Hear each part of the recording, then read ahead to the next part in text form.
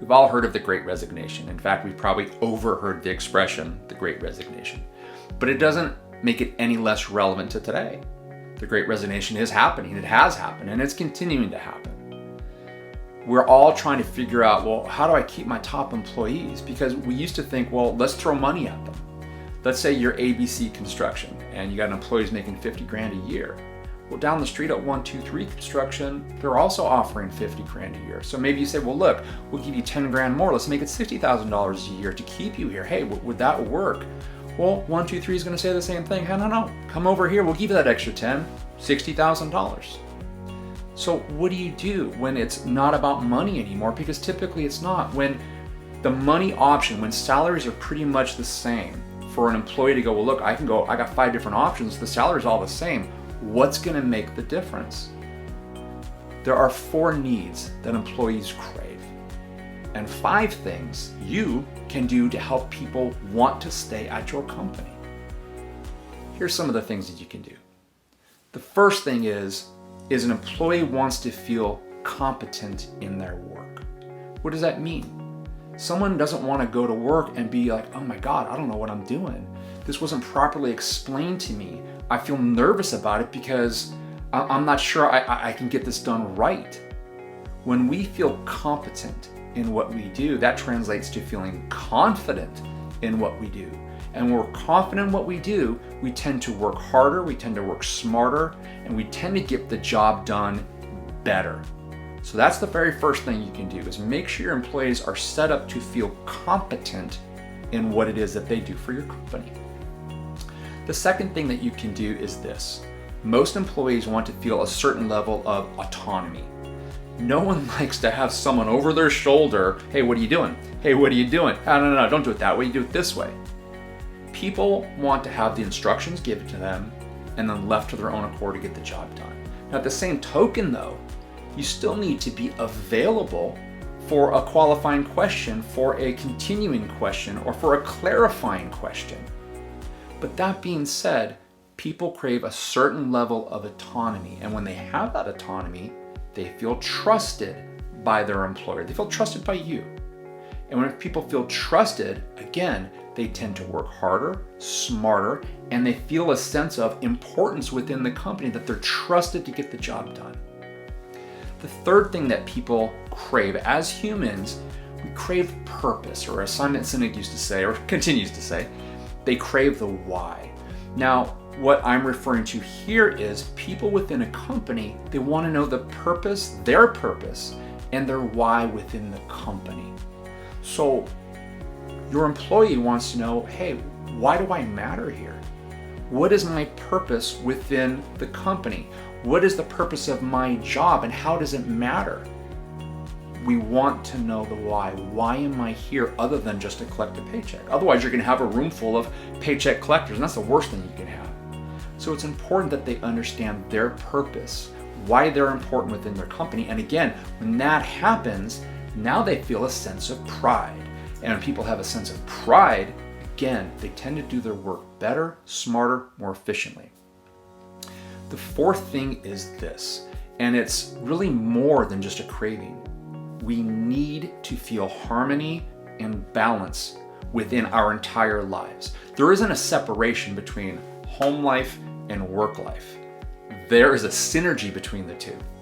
When you're at work and your people are stressed, they got an over sense of workload, they got too much going on, and their life feels out of whack at work, how do you think they're going to feel at home when they go home to their children, their family, their spouse, their puppy dog that they just adopted? When you bring that stress home, now life at home is not so great. And then when life at home is not so great, when you show up at work tomorrow, things are even more out of balance. No harmony going on there. So as leaders, what you need to do is make sure that the environment there has a good harmony and balance between work, some play, some rest, some laughter, some serious conversations. We have to create a work environment that has harmony and balance. Now, if one of those 4 things is not available consistently for your people, they're going to have 1 foot in and they're going to have 1 foot out the door. Today, the tolerance level for people to go, all right, I work for a jerk, or I work for a company that doesn't appreciate me, it's very, very low. You don't want to be that boss. You don't want to be that statistic. You want to be the type of leader that is like, nah, I take care of my people. We need to make sure all 4 of those things are in line. Now, what can you do? There are 5 things that you can do to help your employees feel like, wow, this is the place I want to work for a long, long time. The first thing you need to do is to make sure the right person is in the right job. An example I can give is this.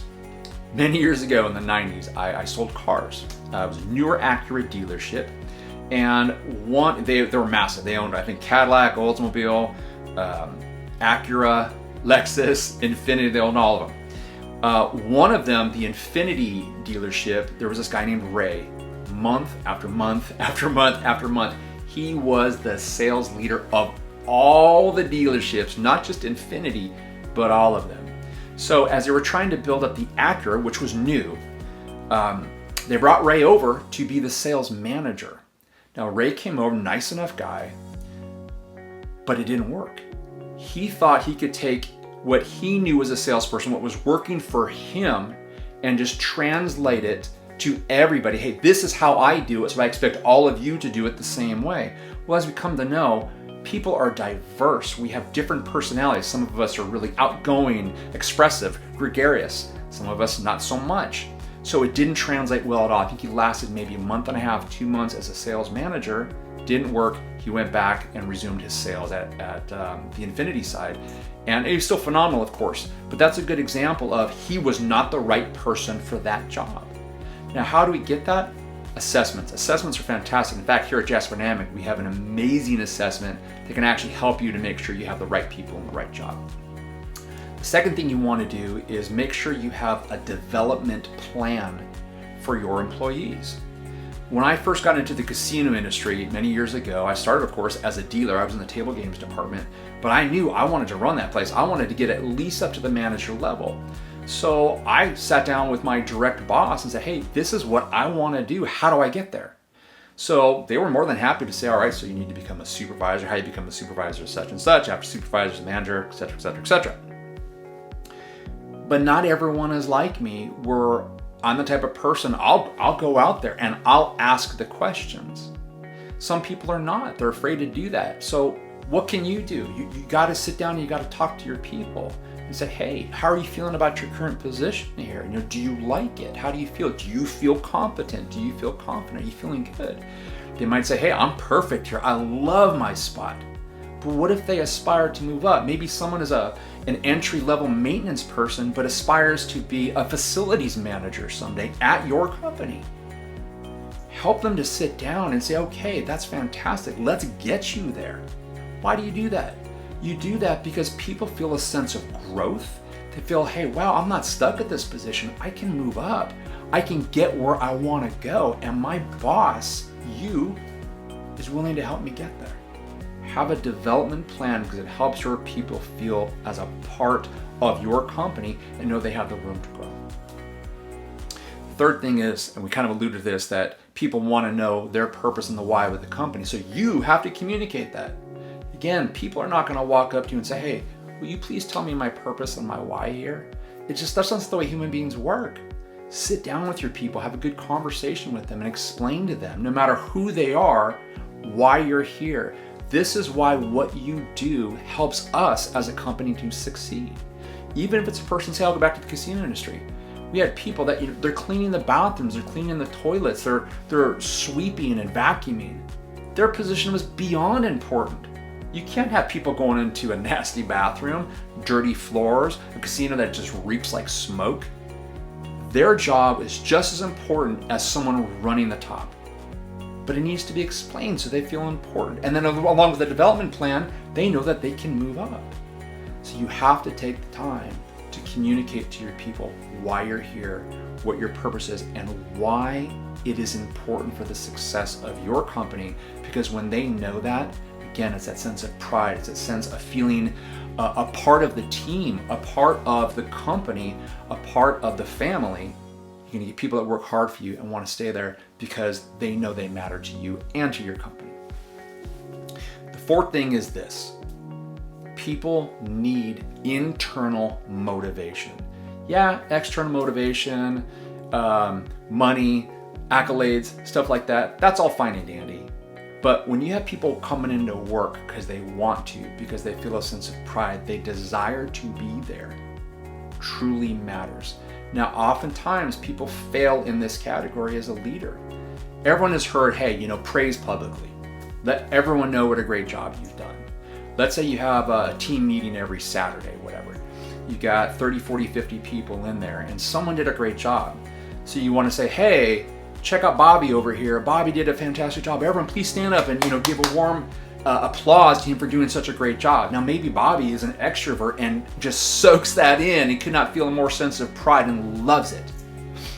But what if Bobby is not an extrovert? What if Bobby is an introvert and actually gets kind of anxiety from public praise? He's going to start to feel, or she is going to feel a sense of anxiety, not feeling well, and that can actually hurt them and demotivate them. Go, I don't want to do a great job anymore because that public praise scares the crap out of me. I don't like it. But you as a leader, you got to take the time to find out what motivates your people. What do they value? Maybe for that person, they would just appreciate you walking into their office or you calling them into yours and saying, I cannot tell you what an amazing job you did. That was so phenomenal. Your reports took us to the next level. Without a doubt, without your reports, we don't get that big contract. Thank you so much. You're so vital. You're such an important part of this team, and I cannot thank you enough. And that's a one-on-one. And maybe that's what Bobby would crave. And now they're going to be motivated to go, see, I love my boss. They understand me. They appreciate me. They value me. Another thing that you can think of that motivates, a lot of times people say, well, hey, I want to learn everything. Give me all the training you got. I want to know everything about the industry. So you're saying, hey, so we got you set up on Saturday. You're going to go to this all-day workshop and you're going to learn about this, and this. So a certain employee might be like, fantastic. I can't wait to go.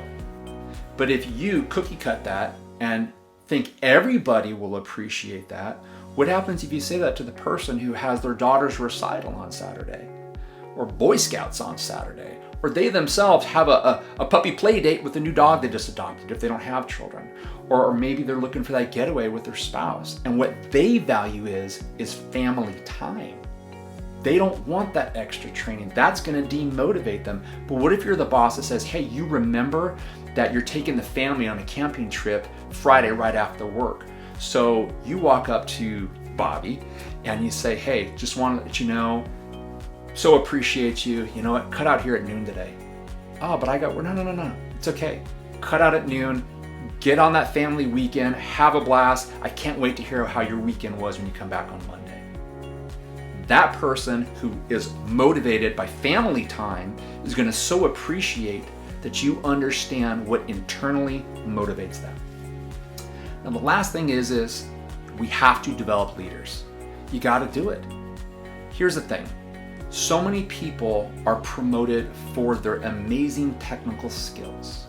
Perhaps you have an engineer that can just, they put together whatever machinery it is that you're doing. They are phenomenal. They're in their zone. Perhaps they work autonomously and they create for you. But they're so great that you want to promote them to like a team lead, where now they lead or manage, say, a team of 10 people. Now, they may be phenomenal at what they do technically, but that doesn't automatically translate to them knowing how to lead people. We manage processes, but we lead people. So we can teach someone how to go through the processes of things, but when it comes to leading people, that's a whole nother skill set. Here at Jasper Dynamic, that's where we're specialists. That's where our expertise is we develop people at all levels of an organization. And certainly if that's something that you need some help with, please don't hesitate to reach out to me. I'd be more than happy to have a great conversation with you about how we can help you. So here's the thing. If you don't take the time to take care of your employees today, you're going to be constantly taking the time to replace employees tomorrow.